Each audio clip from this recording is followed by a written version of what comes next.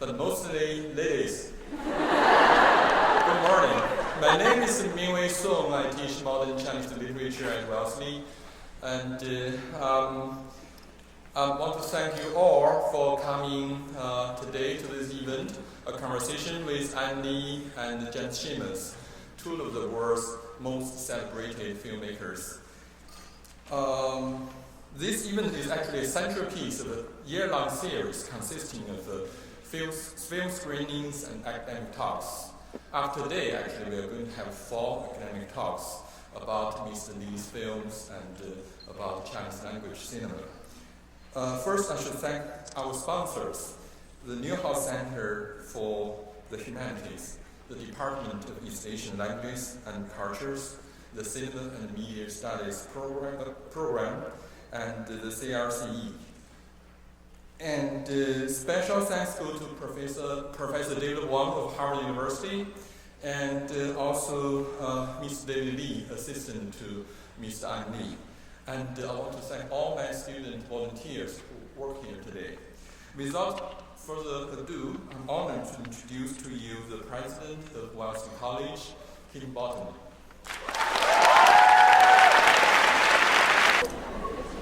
It's my pleasure to add my welcome to you this morning and to introduce our distinguished guests. I'd also like to give a special welcome to those who are viewing by live streaming. Welcome to the panel. An Lee is an Academy Award-winning director and one of the greatest filmmakers of our time.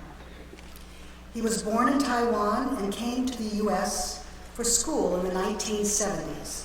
First at the University of Illinois, where he received his Bachelor's of Fine Arts, and then at NYU, where he earned a master's degree in film production.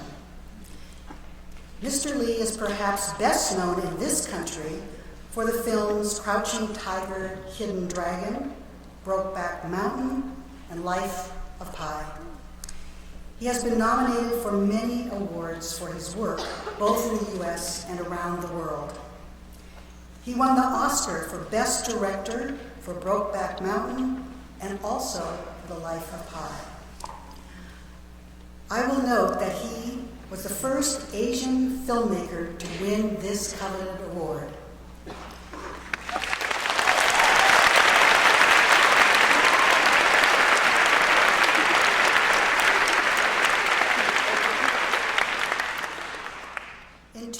In 2001, Mr. Lee's breathtaking Crouching Tiger, Hidden Dragon earned nominations across the board and won 4 Oscars, including Best Foreign Language Film.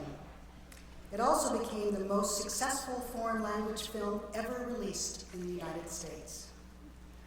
Mr. Lee joins us on stage today with James Schamus, an award-winning screenwriter, producer, and film executive who co-founded Focus Features in 2002.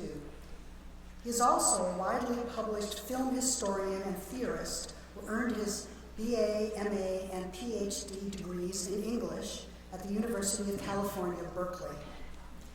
James Schamus and An Lee have long been collaborators, much to the delight of audiences around the world. But in describing their very first meeting, Mr. Schamus says it was, and I quote, "the most miserable, boring, long-winded, pathetic pitch I've ever heard in my life." Fortunately for all of us, that first encounter didn't stop them from making 11 films together. As Mr. Lee has said, James is always part of the movie. It is an honor to welcome them both to campus for this conversation on their collaboration and to explore some of the themes present in their films. I will now return the program to Mingwei Song, Assistant Professor of East Asian Languages and Cultures here at Wellesley, who will moderate the discussion. Again, my thanks to all of you for being here, and thanks to our distinguished guests for giving you such a good reason for being here. Thank you.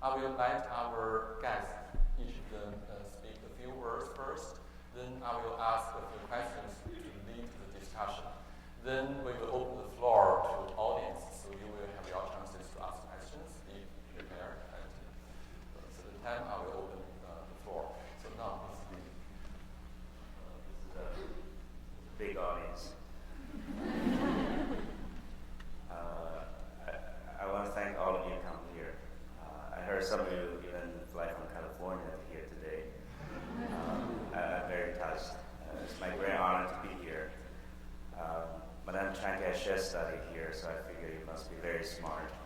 And all your boyfriends and girlfriends must be very smart. I try my best. Jeff, help me out. Well, I was reminded by text yesterday from my oldest daughter, who's a senior at Carleton College this year, who attended a similar event with Annie and myself a few years ago when we were at Berkeley. And she came up with a nickname for me that has stuck ever since, which is VFS. That stands for Vaguely Famous Sidekick. And as she texted me yesterday before we began at Harvard, that VFSs shouldn't speak too much.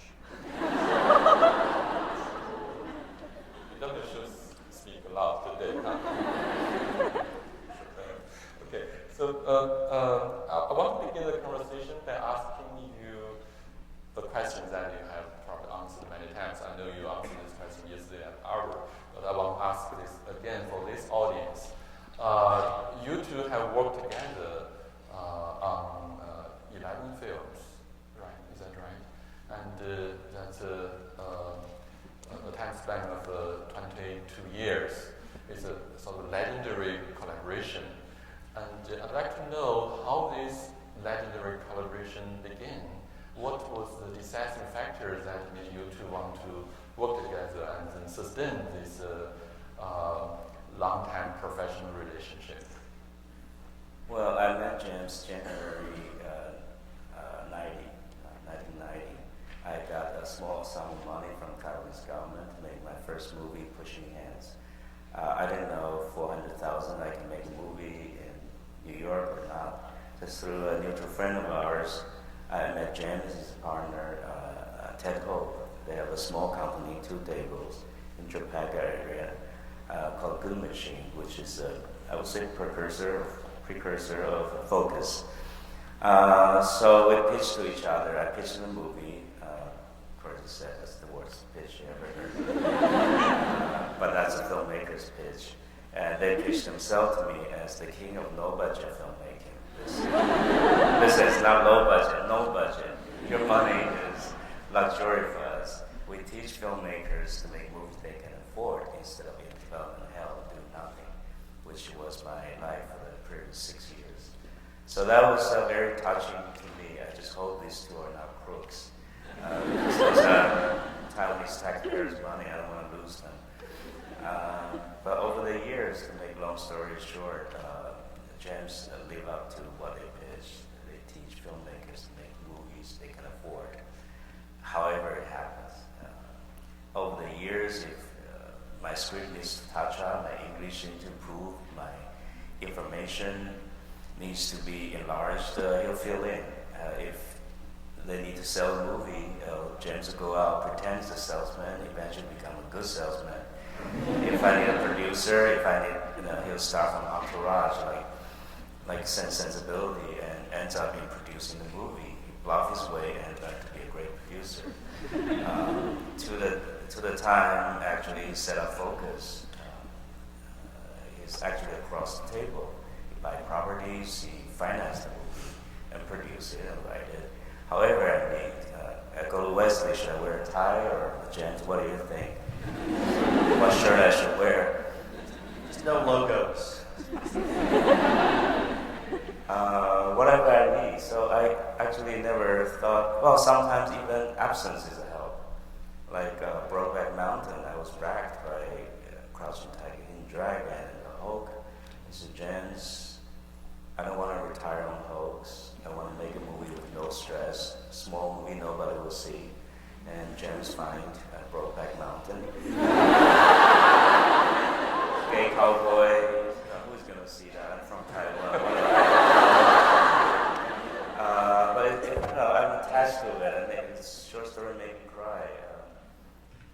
James said, can you make Focus? Can you make it? I said, I need twice as much. Okay. I said, under one condition, just leave me alone. If anybody bothers me, make me angry, like I'm gonna Hulk out. Just deal with them. Don't let anybody bother me. And he did exactly that. Minimum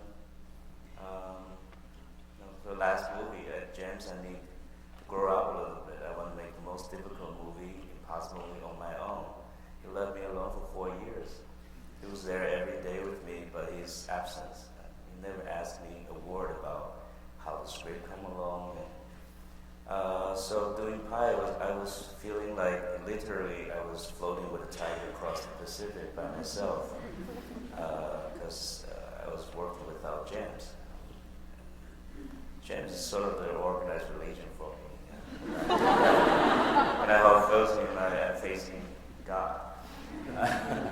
So anyway, now we're back again doing a boxing movie.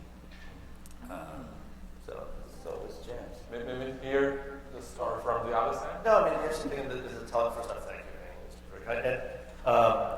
But in hearing, part of these functions, one of the interesting things for me is as the stories get retold, certain it's like in a poker game, certain tells happen.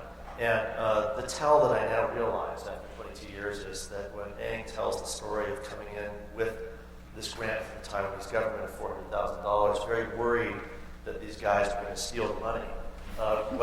What he forgets is that he walked in and said he had $360,000. So he was holding $40,000 back from us, obviously because he wanted to see if we could pull it off, and if we messed up, he had some money in his back pocket. So I always learn something new from these events. Well, James, I never considered his specific help job. I think he's my fellow filmmaker. That's what I can say about him if I have to sum it up. He's a filmmaker at heart. And is there a significant moment that showed your disagreement on certain things, and then you later needed to negotiate, or even, I don't know, had a duel or something to solve the problem? Could you share us an example? Or everything was smooth? No. It's like marriage. What do you think? We constantly learn about each other. Of course, there's conflict, disagreement. I'm from the East, he's the West. So just to let him get the idea in order to help me to make things clear, first it has to be attractive. It has to be exciting. If he's fall asleep, then it's no good. And the other, to penetrate him, it has to be reasonable.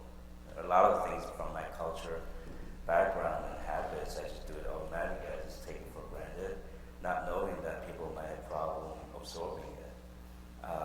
So through James, incredibly smart person, and reasonable and imaginative, eager to learn, actually passing through him, sometimes the biggest obstacles, but if I do, the help I get and the result that comes the reward is really handsome.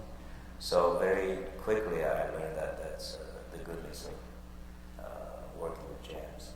I would say, what's interesting is that the paradigmatic pattern this is supposed to be is somehow the East figures as that which escapes the rationality of kind of the global cinematic language, the system, commerciality, et cetera, and somehow it's got to find its way through this Western filter and come out the other side so that it can kind of play to audiences across borders, across nationalities. What I think is interesting is that the actual story is the opposite. That is to say, even from an economic perspective, it's the Western side that has a kind of reflexive, immediate, unthought through kind of knee-jerk reaction to things. And it's the Eastern side that's actually becoming the commercial logic. And you can see that in Life of Pi, for example, where the film did perfectly well here in the States, but it did probably almost 6 times what it did here, worldwide, overseas. And so from the Hollywood point of view now, this is actually a very sexy proposition because the United States is a small backwater provincial market that's a simple kind of gravy afterthought thing, and yet the studios have to make movies that will work around the world. And the people who are running those studios, including me, up until a couple weeks ago, were people who didn't have the ability to kind of the gut feeling to figure out how this is all going to work. So it's funny, you could think of the Eastern as functioning as this kind of non-economic, non-logical, how do we make it work, how will we learn from Hollywood, but it's actually the opposite. My next question is about the following question will be about your films or your own reflections on your films. We recently had a one-day Annie film marathon on campus. It's actually we did this upon a suggestion from a former student, and it's quite successful. And we got a chance to see films continuously, one after another, non-stop. And less from alone is an angry marathon. I saw it 8 times already actually, from midday to midnight. And so because of this, my colleagues and I got the opportunity to see all your films, all the major films again, and begin to notice things that I had not noticed before, such as some gestures, some facial expressions that we see in different characters, in different cultural contexts, in different languages from one film to another. Then what really struck me is the continuous focus on the dynamism of the parent-children relationship that was clearly seen in the first trilogy, the father trilogy, and in Ice Storm I saw quite a twisted and complicated, suffocating, that kind of relationship, and one of the sons actually dies at the end of the film. Then in the heart, the father is evil and insane, and he's killed by his own son. And all the way, I think even in some films there's no father, but the father is absent in the discussion, he's away, and Tang Wei has to write letters to him, no reply. And but we see the Guofu's image, the founding father of the republic, right? Some father. And in Life of Pi, we see the father again, strict, practical, but he appears to be lame, right? A little lame. So always something there. So I'd like to ask you to share with us why this father figure or different father figures. Could you please tell us? Well, I don't know. I guess movies rely a lot on drama. My movies is an exam of humanity. The only way to examine that is through conflict. That's the best way to present, to make the issue clear. I don't have any issue with my mother. She's a nice person. So I love her, but she's not in my drama. So I guess I started out doing, because I'm a family drama because I'm a domestic person. I was a very docile child growing up, went to school. And after school, I got married, and I didn't have a job. My wife go out to work, and I brought up children, cooking, writing script, going nowhere. That was my life. So my life is confined. My life experience is in a family. I do notice that I grow up and grow older, and family structure changes. Parents get older, I have my own children. The one thing I think that will never change, provide us security, something you can believe in, you can lean on to, is family. It provides you security. If that is changing, what else? It doesn't change. So that was my coming of age, big subject matter. And also my larger family, Taiwan nationalistic government also turned on me when I come to the States. And all of a sudden I realized I started reading communist books. Actually, we're the bad guys. So that was a big flip on me. So a lot of things I used to believe that I believe that never change. It's like our oldest wisdom in China, I Ching, says everything. The only thing in common that doesn't change is the principle that everything will change on you. So that's a big theme for me, and I had to start. I cannot describe the whole society, the whole world. I had to narrow down into a manageable size in order to drama. So family is the thing for me, because that's a miniature of society, of the world. Over movies, I know I started with doing my father, because he was my main oppression, so to speak, and my sense of honor, everything. I want to please him as a son, and disappointed him, because I'm a filmmaker. That's a shame. My father was like, after my first Oscar, when are you going to start teaching you something? Now are you happy? I got the Oscar. It was my father. My high school principal, that's how bad it is. So I always worry about disappointing my father.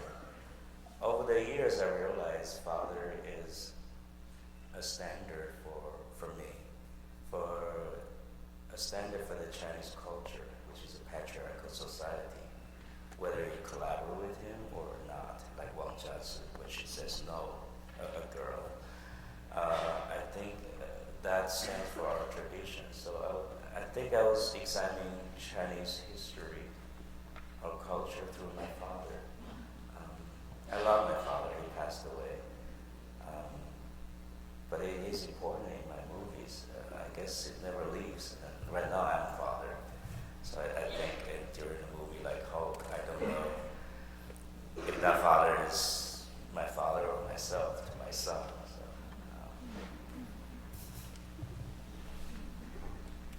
And also in some of the films, like the Hulk, like the Ice Storm, this father image is not Chinese. I was the father. The Kevin Kline character has no clue what he's doing. He brought up the same way, even though he's American, but he brought up the 50s. It's pretty much the same way I was brought up, 60s in Taiwan, conservative, bluffing, a lot of bluffing. Then in the 70s, when he deal with teenagers and kids, he doesn't know what to do. That's very much like myself. And all of a sudden, the way I was brought up is I take orders until one day I grow up to give orders. I never reasoned with anybody. So just to communicate and make sense with your kids it's a terrifying job. But in the meantime, the only thing I know is being fatherly. So I very much identify with the part with Kevin Kline. I didn't have a clue. Will James have something to say about the father image in the Ice Storm? You won a major prize for the screenplay for that film. Yeah, no, it was the Ice Storm, because the age of the children was, at that era, was my age. So I was actually, I was seeing it from the kids' point of view in many ways. And I was able to sneak in a lot of stuff from my own childhood in Los Angeles. The cherry chicken that was frozen on the inside thing, that's my mom's cooking, stuff like that. And at the same time, we were having kids. My second daughter was born during pre-production. So we were in this strange between thing. But I do think that as Amy was saying, probably, as you pointed out, if there is one through line, there are many. This idea of family, which is a given as a patriarchal structure, and which really under, I think, let's use the big phrase, under the conditions of late capitalism, patriarchy kind of hollows itself out. It's not replaced by anything particularly better necessarily, but it's certainly more hopeful. There's more opportunities for difference and better when these things break down. And I think I started a perfect example where that paternal and patriarchal position suddenly expresses its own kind of desires that are no more legit than these teenage desires, right? So the grown-ups are like teenagers and vice versa. And the minute you have that image, that moment narratively of the patriarchy being a kind of desiring thing, you lose the entire structure, the authority structure.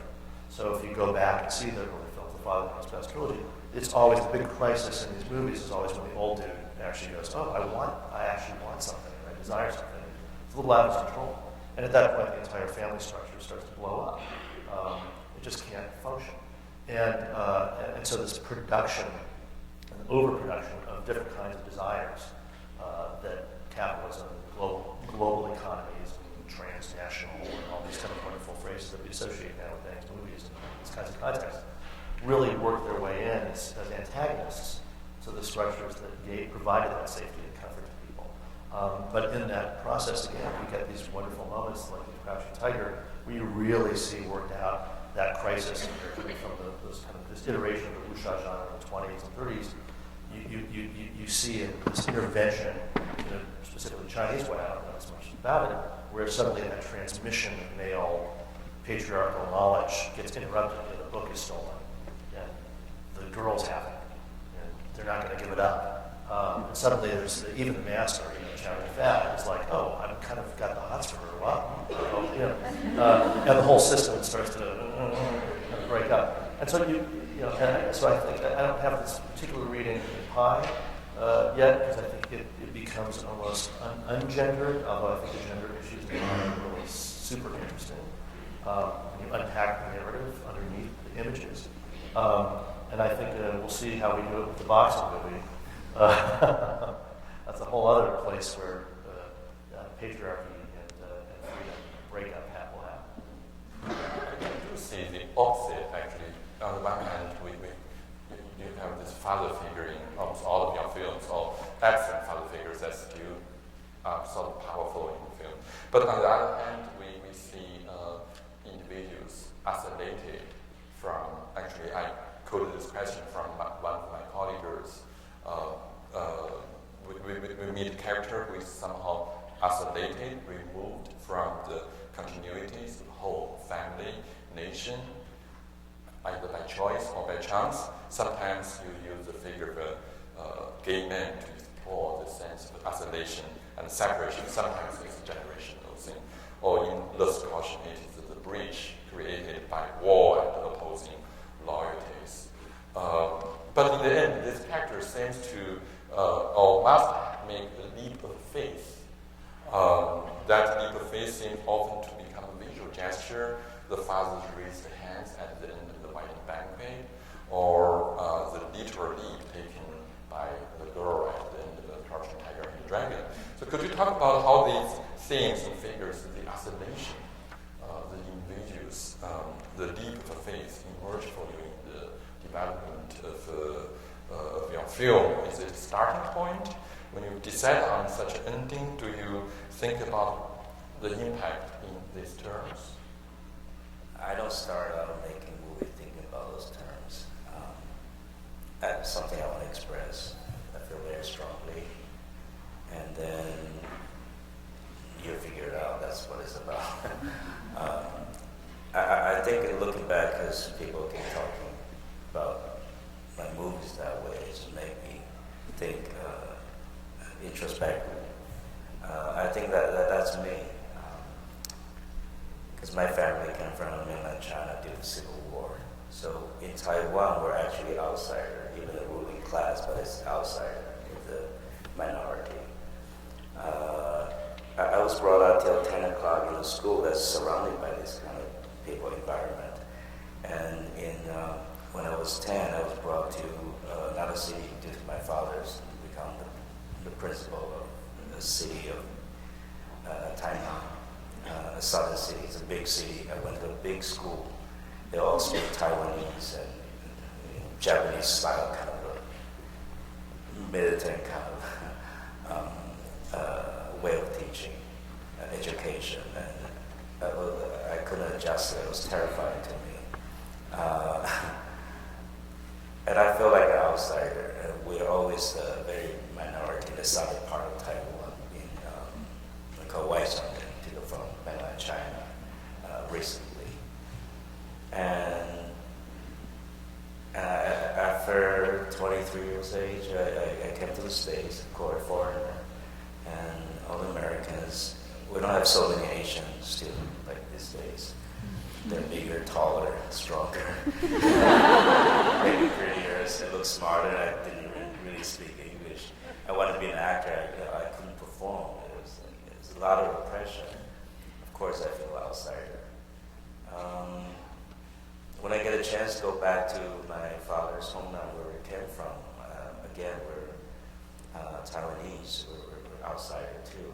So all my life I've been floating. I never have a definite root to certain culture or blood relationship, no, or geography or history. So to me, I hate to be categorized. I hate people. I don't hate them, but people have definite root to their culture and being as a group. So that bothers me. I don't want it because I don't belong to any one of them. I was always fish out of water. So I was everything and sometimes nothing. So I guess over the years I want to adapt to anything I touch, and at the same time I want to be accepted as multicolored. Take this East and West collaboration, for example. It's as if I was developed one side of my head as Chinese, that's figurative, like our character, our words, and then there's a spelling on the other hand. And if I get both sides of my head speaking to each other, both develop, how wonderful would that be? Why do I have to be categorized in certain ways? So floating is my thing, but as you float long enough, you want to be accepted that way.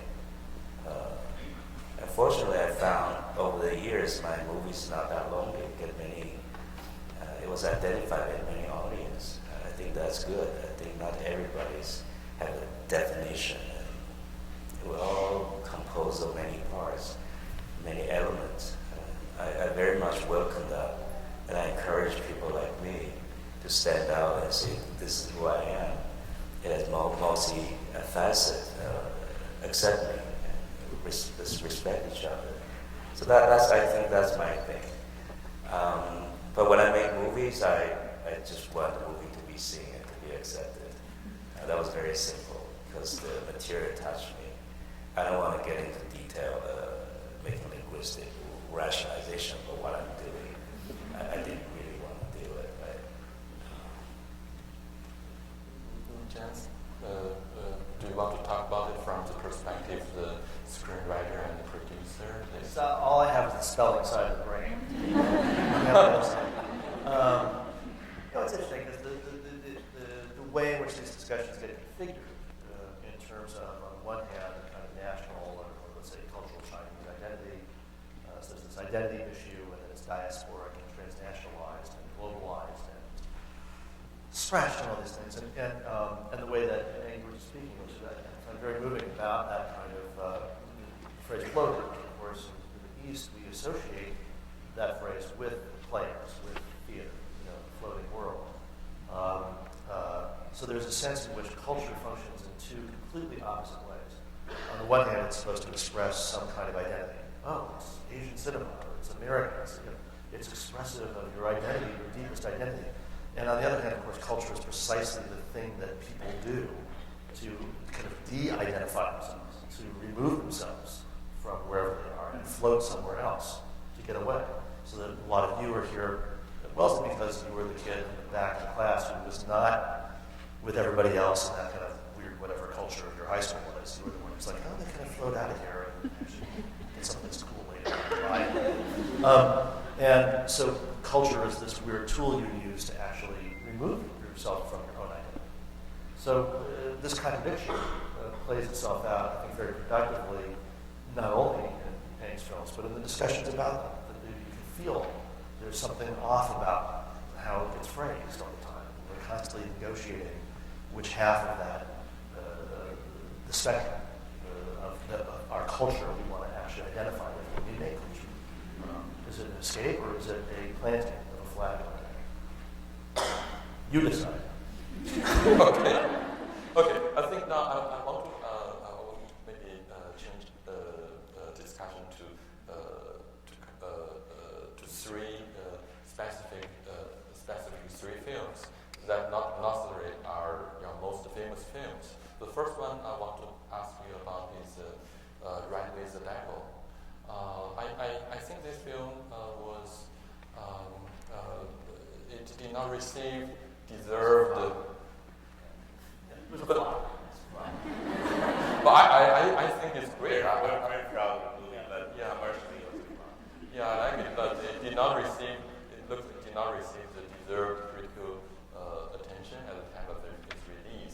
we showed it at Wellesley recently, and a lot of us love it. And I even consider it like a landmark in the history of film collaboration, because I saw in this film very profound negotiation and integration of the talents of the two of you.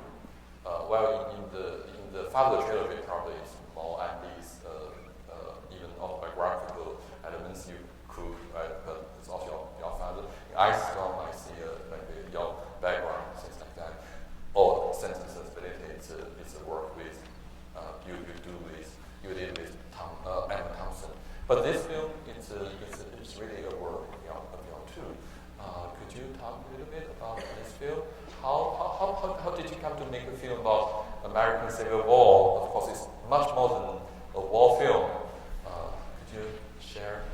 I think we started moving England away from home, Adrian man, woman away from home, from New York. I think for James, he wants to find me something we can stay home. We can make it in the States. Hard not America. That's what he said, but I think I was very glad that James pitched me this book, because I was starting to think about the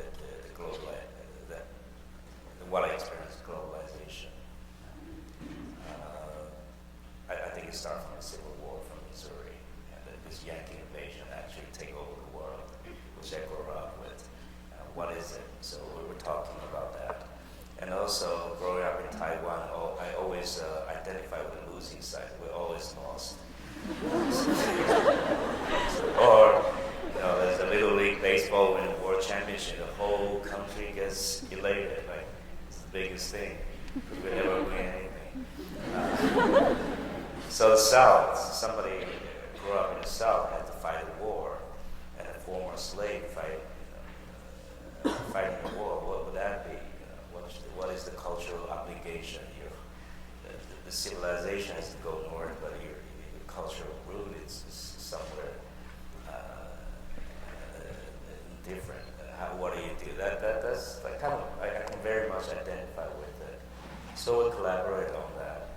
And I also mentioned before, I don't like to be categorized, and I don't like those Civil War movies made by Americans.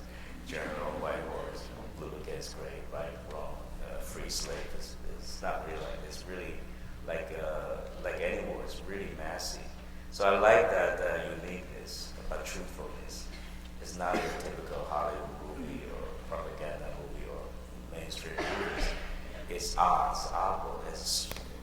But only those things I found interesting. And I grew up worshiping America. I think America is a great country that formed not by blood, by geography, or even history. It's formed by the idea. And I really want to get into the heart of the idea, what it is. And I also found that the other side of Americans just don't necessarily live up to that idea. But I was attracted here. I want to learn about Americans. So I think that book is very telling. It didn't have all the things I want to say. There are two spots actually James helped create it. It's not in the book. One is talking about the Yankee spirit. What is it? The other is the word of emancipation. From Civil War to Civil Rights, there's the big gap. So there's a scene, I wanted the former slave played brilliantly by Jeffrey Wright. Now he realized when his best friend died, my friend died, he's free. We're always slave in some kind of relationship. Freedom is not something you're given, but it's a realization, it's self-emancipation. I think that's important. I think it needs to be added to James wrote those scenes in addition to the book. So we could talk about the movie all day long. No, I was really taken with this, the idea, quite revisionist, but the minute you understand that Missouri, which is dead center of the United States, was a Union state. It was also a slaveholding state. And then this grand narrative that our textbooks give us, which is, of course, North versus South, war to free the slaves, the fact is the North wins, and so does racism. It really unlocks a kind of new history of the kind of racialization of American identity, but in this profoundly foreign way. So to be able to unlock that moment and find that space to really reinterrogate the received history, and kind of start that revision, was just a great opportunity, and especially those characters from Daniel Woodmont's book. Really, really enjoyed that one. Yeah. Didn't enjoy the release of it, but enjoyed making it. Yeah, I learned from that movie, you can do the wrong thing by doing the right thing. Because there's a real history, truth, what you find, and then there's a theatrical history, which is an important part of our culture. And after that movie, I learned to, not necessarily smarter, but I learned to respect the culture and reality a lot more. You have to cope with it, even though you want to make different. You still have to cope. You have to be aware of it and cope with it. It takes sophistication. I thought I was right. I had to make a statement. I think after that I was more careful. Not only I come from east to west, when I go back to make Chinese film, I want to recognize that too. The cultural habits, they come from somewhere. It does exist, and you have to cope with it and show respect. Another question I will ask about the discussion, and this is sort of a question I ask on behalf of my students. I have taught your films in several of my classes. At the end of the semester, I usually ask them which film would you like to see again. The majority, I would say 70%, will vote for the discussion. And it's I showed the NC-17 uncensored version, and of course, but they tell me if the film is haunting, it's haunting, it stays with you for a long time, and it does not make you feel happy. It pains you actually. It really pains you to watch it, but still, it gives you such a lot to think. Could you talk about how you did it? I know it's a simple question, but very difficult to answer maybe. But how did you create such a powerful tension between repression and pleasure, or between repression and freedom? That movie came from a short story from Lee and James, brilliant writer.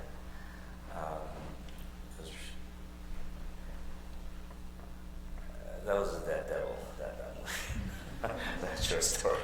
I wish I didn't do that. That's for a long time when I was making the movie.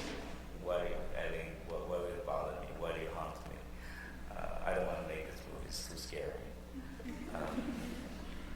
Because China, through the history, is a patriarchal society. And when a young girl refuses to cooperate, when she says no, when she tells Miss Lee to go away, you can feel that it's like little one school get taken off, and the whole structure of our history, our social structure, collapsed. It is very powerful. It's very feminine too. I think to put female sexuality against our holy war, against Japan, that was very terrifying. And I used to say it's 10 times more scary to do that than portraying American gay cowboys. So for the whole time I was scared. Basically, I'm a shy, nice guy to go that deep into sex scenes, to do the war bed with the best actors, most talented, they give their complete trust to me. And they're naked, look at me, what do you want us to do?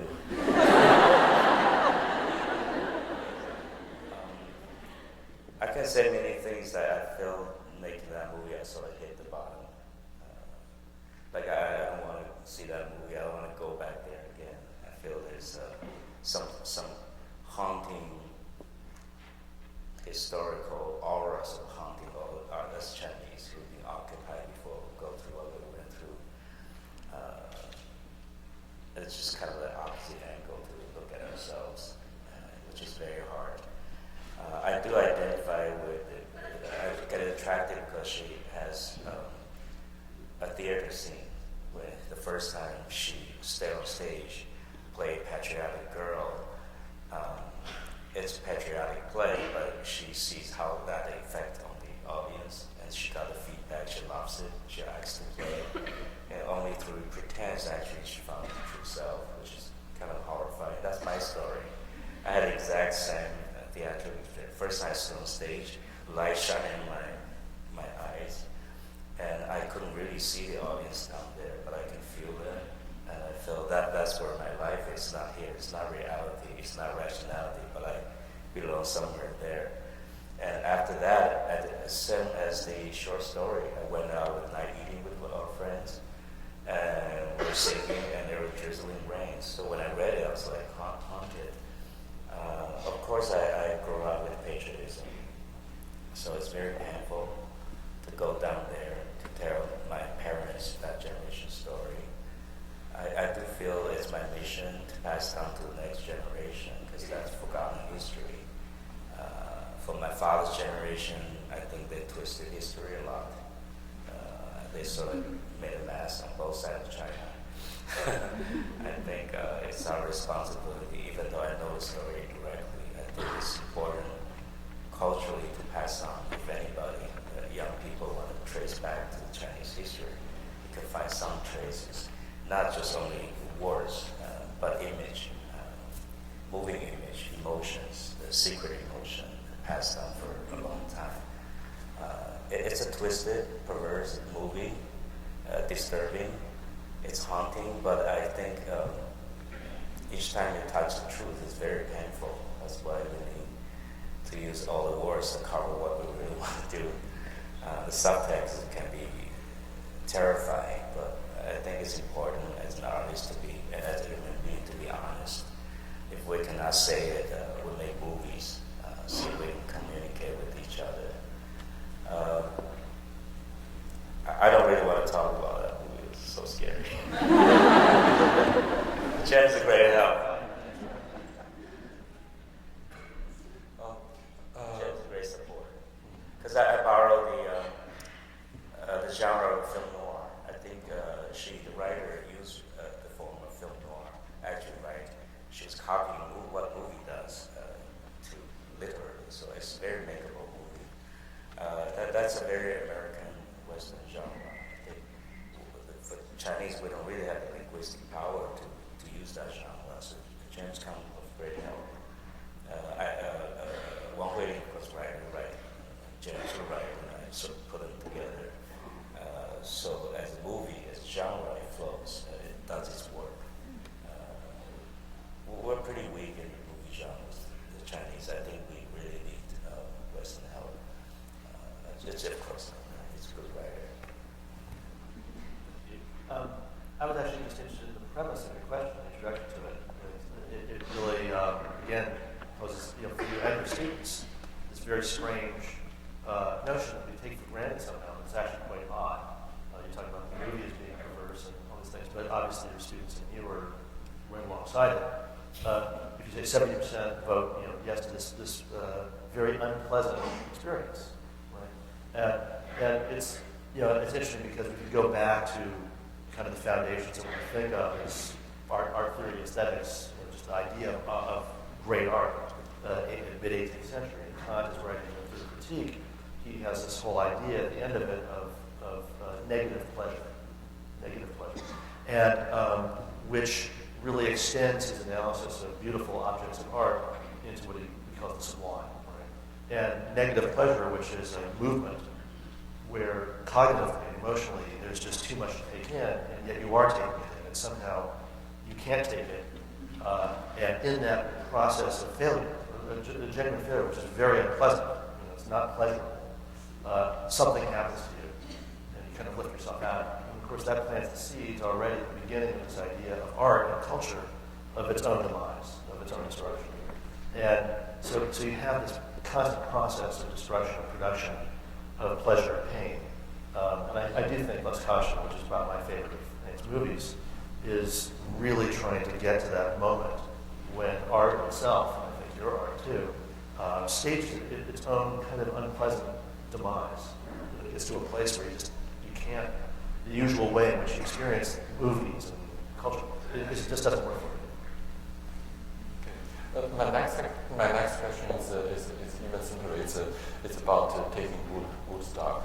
Among all your recent works, I think taking Woodstock is more cheerful. It's brighter, right? The ending seems to be a happy ending. The family got rich. The kid found sort of a career.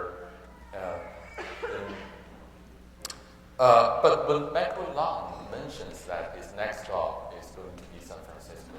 So put it in the historical context, we know what happens later would be the infamous art concert, right? So is this an intentional endnote that you put into this film? Or you frame the happy ending, right? Yeah. It's pretty obvious. Well, the funny thing about it is that, again, in terms of these histories, Woodstock is the essence, the flowering of the 60s generation. It's just an incredible moment when the entire world assumed that 500,000 hippies or more descend chaos and violence, and to be a nightmare. Instead, it was the exact opposite. And what we forget was just 3 months later, and the same people were involved in that concert. 3 months later was the end of the 60s at Altamont, when the Rolling Stones were on stage and Hells Angels killed somebody just 3 feet away from Mick Jagger. Right? So it's literally, these were the same, in a sense, the same event, but we have codified them into opposites. So that having that taste of the unreality is still a wonderful event, which obviously really celebrates. It's very much so. It's very positive, but you have to have that taste. Before I open the floor to the audience, I want to ask the last question. This is indeed a question I ask for this audience. Do you have any advice to young people who want to become a filmmaker, an artist, and then maybe just a person who wants to sustain the ideals, the love for literature and arts? This is a good one For me, I would say, don't do it! It's terrible! I found people do what I do is the ones you tell them it's all bad, and you cannot stop them. So if they need encouragement, just don't do it. If you're like security, don't do it. If they're determined to want to pursue a career in film, then they'll find their ways. I don't think we can teach them. No, we're here talking. You don't know which words hits somebody somehow. And then they found their ways. It's their expressions. You can teach method and to be forgotten. I think we break away from any frames, artists, not to fit in, so you can't really teach them. I think you can polish them, you can remind them what they know from their previous lives. I don't know what it is, but they just keep doing it. I've taught and mentored a few times. I don't like to do that. A few times I found the best one, the one come out successful, they don't listen to me. Do I listen? I mean, for me, and by the way, this is not even the film business or art or anything like that, but many of you are progressing in your undergraduate careers and you're going into a zone soon, or many of you are there now, where you are actively seeking advice. It becomes part of the stress. You think that stress management is actually adding to the stress. But here's the trick about advice, and I will solicit from the audience. You don't have to speak in the mic, just yell. I really want 1, 2, or 3 volunteers just very quickly give me the best piece of advice you've ever gotten in terms of your life or career. Just right now. Just yell it out. Be positive. Do what you love, the money will follow. Do what you love, the money will follow. Okay, so be positive. What's that? They should Have ambition? Okay, so here's the deal with advice. Whenever anybody gives you advice, you literally translate it into its exact opposite, and that's equally valuable advice. In other words, you're going to do what you love. What you really need to do is try things that you don't love, because you might find that you actually love that even more. You just never gave it a shot. So,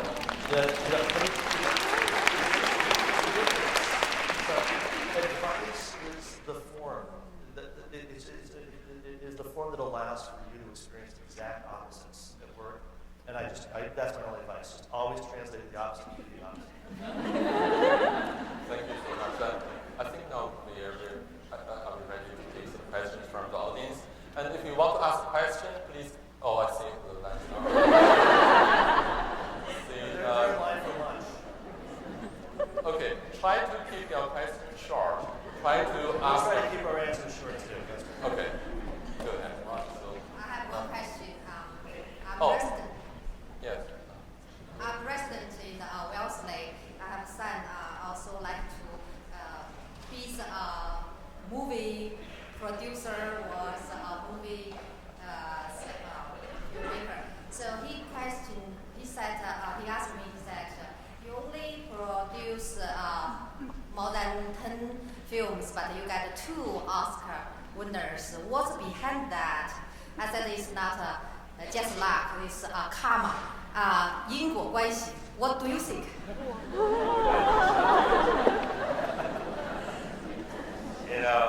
My recent Oscar speech, I started thanking the movie God. Yes, I think there's karma. I think if you think about all the success or failure, frustration, or help you get, it's because of you. That's too much to burden. I think if you believe in karma, if you believe that you're a slave of the movie instead of the master, I think that gives you a lot of power. It keeps you going because you're like the vehicle, the vessel to the idea, you're the medium person between the idea and the audience. It's your mission to do it. You're born to do this. I think once you think that you found good ideas will look for you. They found you if they like you. So I think, I do believe that. And I told you an early example, the first time I stood on stage, my stage experience, that I did believe in fate had a hand in that. Next. Hi, so I admit that I haven't watched all your movies, so I might be wrong here, but just looking at your, the history, I couldn't believe all those movies are made by one person, you read from The Hulk to Crouching Tiger, Hidden Dragon, it really don't look like from one person. So what made you want to do a movie, and is there a certain coherence that we can connect among all your movies? Well, the difference is what I'm looking for each time. I don't want to be pinned down. I want to learn more. I think I'm an avid filmmaker. I have a lot of curiosity of how to make a movie and the subject matter that I want to deal with, to learn from. So each time I want to make a leap as far away from the previous one and what I know of, because then I can pretend I do that for the first time, like a virgin. It's fresh. I was scared. I do my best. So I could feel fresh. But each time I had to fall back halfway, I don't know what I was doing. I had to fall back on something. And that safety net is the coherence. I think subject matter, freedom, repression, social obligation, the struggle of social obligation, and personal free will. How did that go? And lately I found it very interesting how a person worked out his own God, the emotional connection to the unknown, the deepness of yourself. How did you deal with that? How do you deal with that privately and publicly? I think those are the common threads. And in my movies, women make better decisions, men wishy-washy. That reflects my own life. There's here and that, but those are my habits, the way I was brought up in Taiwan, my cultural root, which is a Chinese dream. It's more like a dream. It's abstract. That culture is kind of influenced how I see the world. Again, I see seek for different material each time. It's like sightseeing. I want to see something fresh I don't know about, but I fall back on the through line. Hi there. My name is Eve, and I major in cinema and media studies here at Wellesley. And I'm super humbled to be hearing you speak, but also to be discussing your work and my senior thesis on the state of Asian representation in the contemporary American, Hollywood cinema. And so my question is a little self-indulgent, but I hope that you'll bear with me. So judging from your previous questions and your previous experience about how diverse your filmography is, I was wondering if you think that other filmmakers have a similar obligation to push for diversity in their work, and what Hollywood can do to ensure that their work remains diverse to reflect the amount of diversity that is present in the world that doesn't always show through, especially in the popular cinema. First question, no, I don't think so. Nobody should be obligated to do anything. Do whatever you like. I like diversity, and there are people just doing like Ozu, the Japanese director, who does one movie and just repeatedly doing it. Everyone you want to watch it again and again. It doesn't go deeper, whatever. To me, I'm like painting a big mural. From this side, I cannot see that side, but I feel like I'm doing long movies. It comes all kind of forms. As long as you're doing your best, you enjoy doing it, and people liking it, I think that's all there is. We want to impress people, we want to be accepted, etc. Do you believe me? Do you see me? That's the basic motivation. I don't think there should be any should or should not be. Hollywood, I think you have to earn it. Don't expect that. They chase for where money is, and they want to feel good about themselves too. So for Asian, I see a lot of Asian here. Especially the lineups.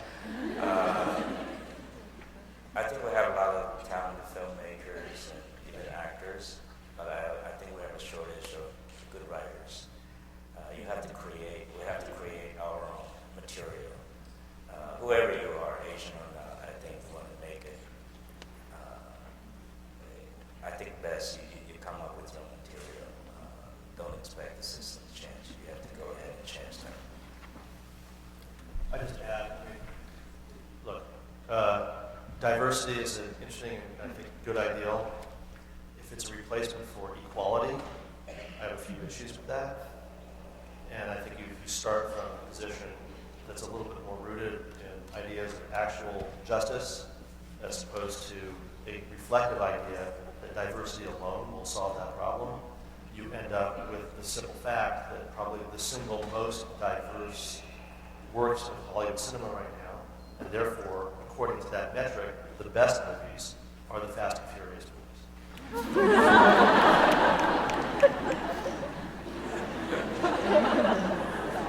But it's true. Hi, my name is Teresa Liu. I represent the Great Boston Chinese Cultural Association come here because I'm the executive committee this year. And this group was formed in 1956 when I was born. And all the people in here, this group is a nice shine like you. And we're doing the Chinese cultural immersion to our local American public school and Bible school. And we are having the annual banquet coming. They assigned me to come here to ask you to be a keynote speaker, but because I'm busy, don't have time to contact you. And they told me you are here, so I live in Weston, so I just drive from Weston, come here with the invitation card. I don't hope you don't mind. I just give this to you to see what's your time frame. Are you able to come? Thank you. You can give that to my student assistant. You don't have to come to the stage. I don't have to make an answer. I'm sorry. Thank you very much. My name is Xia Yubin. I'm from Beijing, China. It's really good to meet you today. So I have two questions that I saved for 12 and 6 years. So the first one is the original fiction of Crouching Tiger, Hidden Dragon is not famous or popular. It my country. So how, and more important, why did you choose that to represent the ancient Chinese culture? And my second question is, the movie Last Caution, so you added one more story that when Tang Wei sing a song of 天涯歌女 to Liang Chaowei. So that's my favorite detail in that movie. So I cried every time. So why did you make that up? What does it mean to you? Thank you very much. A friend of mine in Taiwan introduced me the books of Crouching Tiger, Hidden Dragon. It's actually 5 volumes. This is volume 4. And it was very uneven. It's a pulpy fiction. There are brilliant moments and there are parts that just goes on and on and on. This one attracts me because the word Crouching Tiger, Hidden Dragon is the Taoist thought. The tiger and the dragon that's hidden, that's our repressed sexual desire. How do you deal with that? Or emotion. I think that really got to me, and they have a very outstanding character, the young character, the rebellious character played by Zhang Ziyi. That character really attracts me. So I got into it. Another thing is the last image you see in the movie, the girl flying down to the cloud. At the end of the book, when I saw that, I have that image in my head, and I said, I want to make that movie, but what do I have to backtrack? What do I do to, at the end of the movie, the audience get it right with how I feel when I read the novel. It was a very uneven novel. Subject matter, some attracts me. It was kind of Greek in a way. I want to do something wild. The structure, the big flashback, the structure interests me. And it has a character, that Jordan Fast character. The leading man is really the better looking version of the director himself. I was in the position, I was like a dasha, I was like his position, yeah. I have to do the right thing, I have to repress. I was at that position. I also have a lot of desires. And you're in a conflict with the martial art and the martial arts of the virtual also. A lot of things that attracts me, and I have 2 great female lead characters, which I always like. I think after Sense and Sensibility, the verbal fight between the women, I want to do some kick-ass women. The second question, 天涯歌女, you've seen the movie, but it's one of the oldest Jiangnan, South China, around Shanghai area. That's an old song. It's called 江南好风光. How to translate? So that's a song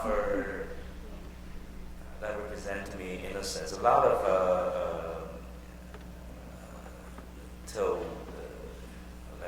Mr. Yi's job around the government, the collaboration, and the spice world, the Chinese FBI world. They come from that region, including Chiang Kai-shek, his secret police. They come from the area.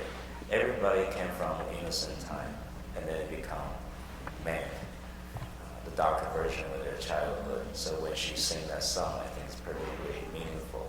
It really touched the soft point. However dark it is, there was always days of innocence. There's always paradise that we missed, we left. What do we do? I think that's a soft spot in my heart, and I think in my character's heart. So I decided to put it there. Hi, my name is Jacqueline, and I'm a Wellesley student here. It's really an honor just hearing you speak today. But my question is, it blows my mind that for 6 years you were without a job, and I was just wondering what kept you motivated in film, what kept you going? Why didn't you just decide to stop after 3 years or something like that? It's actually quite simple. I don't know anything else. That's why I said you have a choice, don't do it. I was clumsy, just about everything else. I think I just wanted really badly. that stage experience when I was 18 years old. That's all I wanted to do, but I was afraid to admit it, at least to my father, that I wanted to make movies. That's a funny job. But I really wanted badly. I couldn't focus on anything else. Even waitering, like bring food to the table, to the customers, I would mess it up. I do small jobs like PA production, assistant productions, or editing table, doing sync up dailies. I mess things up. The only thing I can do is direct. If I find a little job like doing lighting in a production group, I start in the morning, in the afternoon. Everybody, including director, will listen to me. What should we do now? I think I was born to do this thing. Even in filmmaking, I'm only good at telling what people to do. I was born for this. Think about it. I have a very strange job. Every day people ask me hundreds of questions about what do you want. So I'm just telling people what do I want. They're all smarter than I am. And they figure out. Sometimes they just stand there, look like I'm thinking, and then it just happens. I was born for that. I believe that. I think if I take a leap of faith, I believe something. That's the only thing I can believe. Otherwise, my wife was scolding me at home. I couldn't do this right. I forgot to pick out my kid. It was a mess. What else? I have no other choice. I'm great at doing something and terrible at everything else. What do I do? At the 6 years, I really hit the bottom. I thought that was a joke. Maybe my son would be a genius because I had an impression it takes 3 generations to create a genius. Maybe I'm the second one. Skip. I don't have an answer. I don't encourage you to do the same thing, like jobbers, wandering, and I don't encourage young people that I'm not a good example, but I'm just happy it finally happened. And right things come, I wrote a script, I got an award, I got money, and I need somebody to help. There's gems, it just happened. Yes, I do believe in karma, one of you asked me.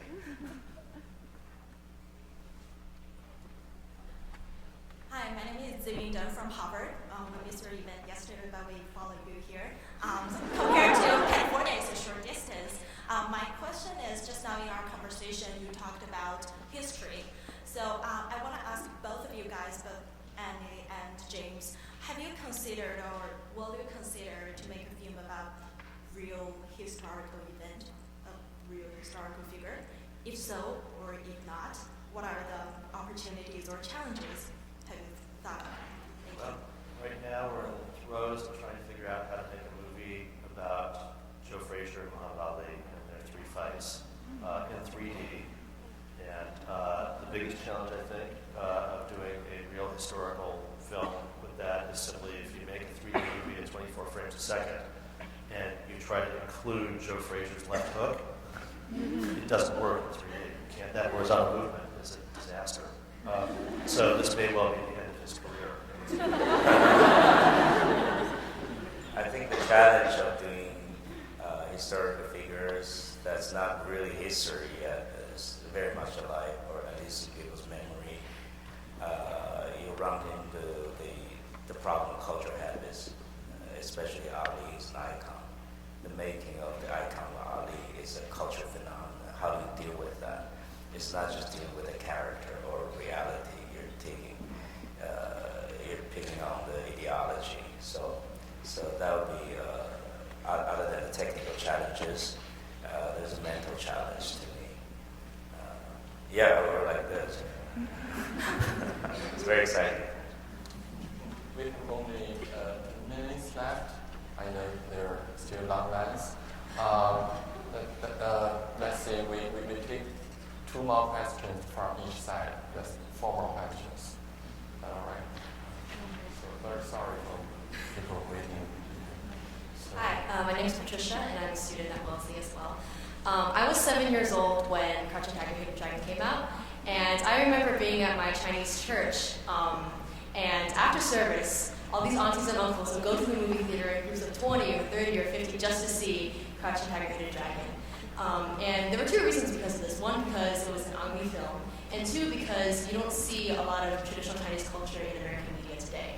So I was wondering about your thoughts about the portrayal of Chinese culture and society in Western media, and your thoughts on that. And as a perfectly self-indulgent question, I'm a really big fan of Hong Hong, and I was wondering what it was like.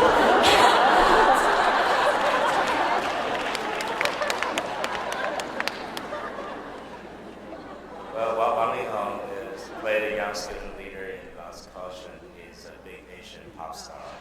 When we're filming him, there are a lot of teenage girls outside the set, waiting all day.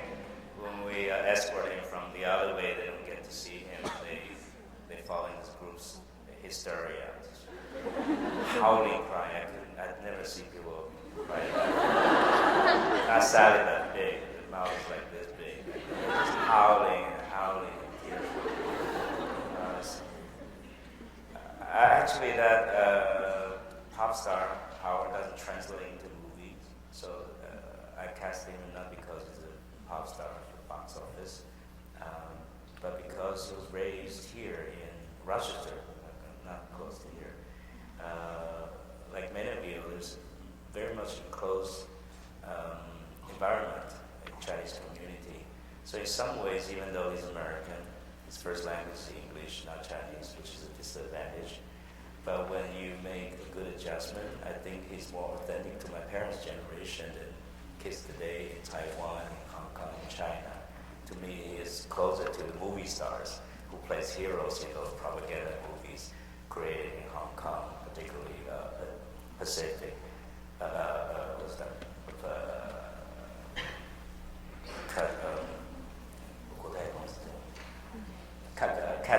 Cathay Studio. When I was young, I was the studio before Shaw Brothers. So I think he looked like the thing. He has a demeanor almost like that, even though he's brought up here.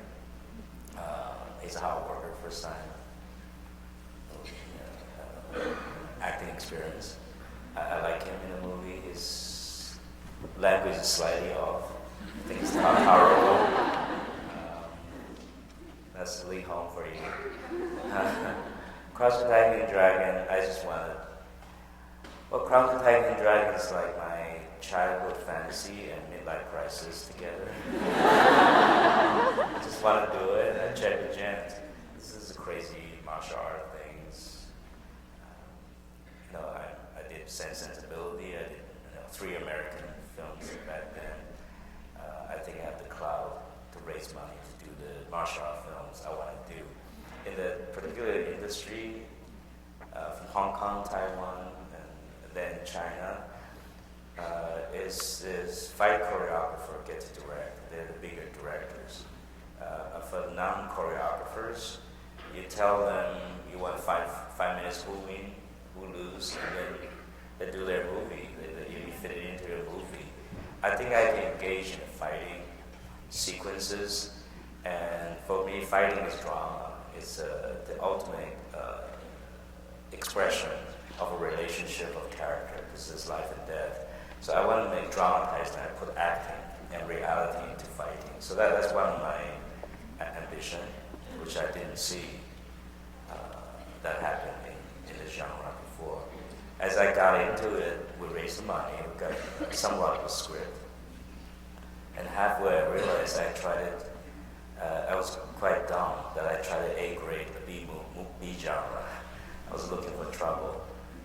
When you do that exquisite for a movie, that genre doesn't withstand the scrutiny of better filmmaking. So I was looking for trouble. For a long time, I didn't know how to make it work. It didn't make sense. I don't know. I thought that there was a genre that was kind of getting tired at that time for the Asian market.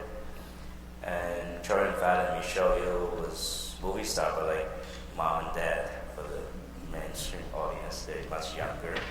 They have their, like Wang Hong for their idol. So I don't know, that's just some fulfillment for myself. I wasn't thinking particularly maybe for the world audience. That's just happening. I think working with James and a lot of the crew and the post-production team, which is American, really helped to go through the cultural barrier. Because when they ask questions, I don't have an answer, I have to make it work. That forced me to sort of go kind of global, exciting, and understandable and reasonable. We didn't know that's going to be it. We were hoping it would be twice the business for each drink man woman here. Well, 20 times. Yeah, that worked out okay. Hi, I'm Melina, and I'm class of 2010 at Wellesley. And my question is, when Lost Caution came out in mainland China, I was actually living there, and there were lots of parts that were censored, and a lot of my colleagues would actually take a weekend trip to Hong Kong to see the full uncensored version. So my question is, what is your opinion on movie censorship? Actually, I was very appreciative the government let me use the word allowed, permit me to make the movie the way I wanted. They permit 2 versions. They close one eye and open the other. As we put it. I think they're very proprietary. There's a lot of goodwills. Come here to make movies, see what's good. But they do explain for the Chinese version. The excuse they use is not censorship, but we don't have a rating system. It's all general. They said we will try a rating system, but parents complain. But whatever, we don't have a rating system, so give us a cheap version. So actually, I did the cutting myself, and cut all the goodies out. But maintain the spirit. It's a softer movie, but it still have a good idea of the movie. I think the movie is a complete movie. It's my cut. And no one here, we're not for censorship, but as a reminder to the Zitter, when you watch the Academy Awards, the producers and directors get up and thank the head of the studio, they're usually thanking the person who cut 5 to 10 minutes out of the movie already, and nobody's talking about it. So this idea that like we're free, and that they're so oppressed, is kind of a joke. There is one difference which is a key moment when Wang Jia's tells me to go quickly. It was very obscure in the short story. It says she just barely moves her lip, and you think about it for a second, then you realize he's in danger, and he runs. And they pretty much suggest me do that, because that's closer to this. But I think a woman's unwilling to cooperate in a patriarchal society in that war has to be sound out. I think I want that to be very definite when she let me go. So I said, quite go quickly, like loud and clear. The second time she said it. That's in the Taiwan and the rest of the world version. That didn't bother us. In China, people might have a rival but do that. So that's the true story. I didn't make a movie I want to make 100%. So for that, I feel optimistic. But I did you have to think that being able to make a movie in China I would say it's an accomplishment. I hope people appreciate that. Hello, my name is Taylor. I'm a sophomore at Wellesley right now. And I actually just directed a show for the student theater group Upstage. But I've also acted, and I know Mr. Lee said that you've acted as well, Mr. James. I don't know if you've ever acted before, but I'm just wondering what it's like having that dual perspective, and if that influences your process at all. Yes. For a long time, I thought directors are failed actors. That's what we are. But actors are failed singers. So.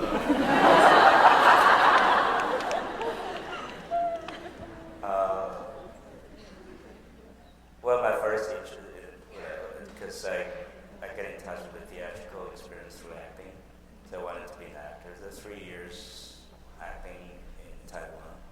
Then I came to the States, 2 years in theater. And I was very frustrated I couldn't act because I didn't speak English. So I had to direct. And that's where I get the idea of actors, directors fail. I think it's quite true in theater. Theater's actor communicate with, exchange that energy with the audience who sees directors. So I thought if I want to direct, I want to direct movies. I think for a long time, even to these days, I'm thinking a lot like actors. I think I perform. I do my expression, my acting through cameras, through multi-dimensions. My actors, the lead actors, even who sing like sex in Lost Culture, they know they play for me. They look at me and see, try to get a clue how to act, which part is me who's wishing to act, and they act out for me. I think nothing teach me about dramatic event more than acting, including writing, directing, because that's motivation's human. Deal with motivation and expression, and cover up the sophistication of text and the barbarity of subtext. I think I learned all that from acting experience. Just pile on all the other skill on top. And another advantage of the big job for us is dealing with actors. Because after all, audience is watching human faces, not shots, but human themselves. Something they can identify with and care about. So you're dealing with human beings, not methods, not aesthetic, but a person who has nerve, blood, fresh, temper, and thoughts. I think that's our biggest job, and that gives me an advantage of dealing with actors. Normally, they give me the inspiration of how to make the movie. It's actor first, then how to portray them.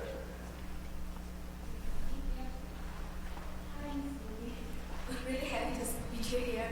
I'm from China. And hometown. I have two questions. I hope that you that's can only very ask for one. successful. You can only ask one question. Just one question? Okay. Okay. And the answer is yes. Okay.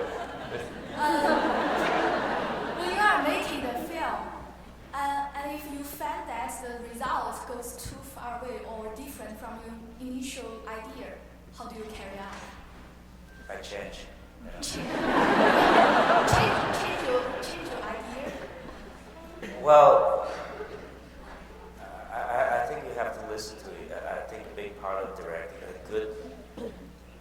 whether it's actor or director, I found the best ones, they're sensitive, they listen.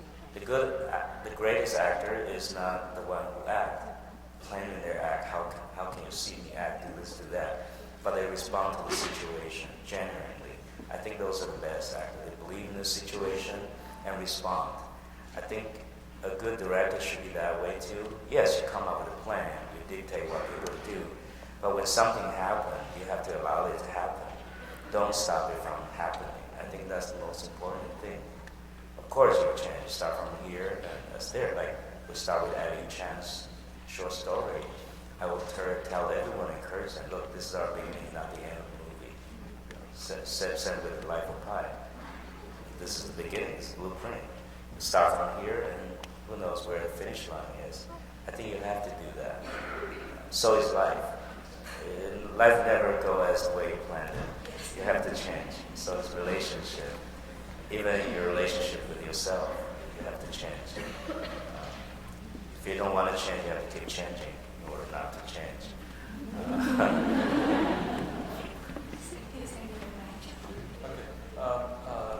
I think it's about time to end this conversation, and really thank you so much for this wonderful conversation, for offering very good advice, and I hope you two will stay healthy, keep your friendship, and then you will bring up more wonderful films, and we are looking forward to the ideal film.